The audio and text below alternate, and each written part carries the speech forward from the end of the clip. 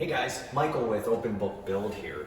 Hey listen, material prices have such a huge impact on the cost to build a house, and I know some of you are thinking about building a house in the near future, really trying to compare whether you want to buy something existing or build something. Today I want to talk to you about material prices and where they've come over the last 12 months and where they've come to the end of the year in 2021 and what we're looking at going forward. Give you kind of a snapshot. The way I want to do this, I found this really neat index that's put out by a wholesale lumber company or supply company, and I want to share it with you guys because I think it is really an interesting way and a snapshot to look at what the cost on the material side is and where it's going for houses. Now, this company that does this is called Romac Building Supply. It's a whole house commodity index. The wholesale cost. Now these are the wholesale costs for the materials that go into the house. The index covers a 2,200 square foot wood framed house with concrete stem wall in Central Florida. I want to talk to you a little bit about what this index includes for this 2,200 square foot wood framed house. Okay, so you get an indication of what these prices mean. So it includes the foundation, the metal, concrete, block, stucco, cement, wood framing materials, siding, sheathing, trusses, roofing, drywall, insulation, windows, doors, trim, and garage doors. Now, what does the commodity index not include? It doesn't include any of the labor. We're talking about material only here, okay? It also doesn't include finished items inside. So basically it's the drywall out doesn't include those items. So it doesn't include, appliances. It doesn't include the countertops or the cabinets. Obviously those are a big part of the house, but this is from a wholesale commodity supplier. It doesn't include those items. Also doesn't include the electrical or plumbing or HVAC. So this is strictly, the nuts and bolts of the house, okay? Now, this pricing is of mid-December, okay?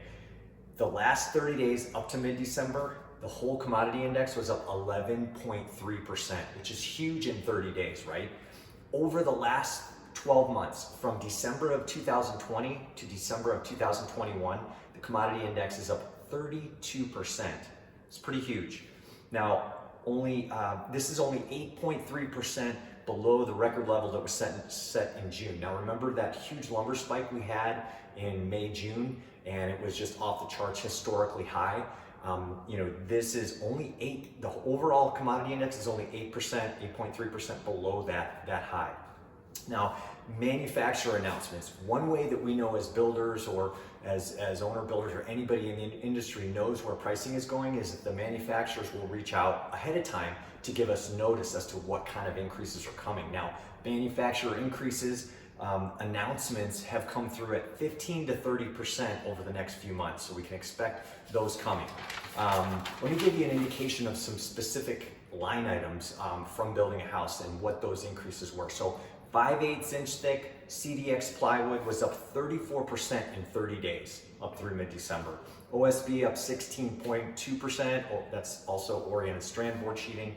2x4 8-foot studs, up 53% in just 30 days, 53%.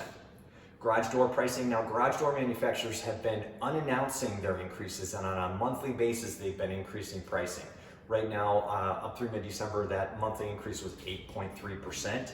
Cement lap siding up 4.3%.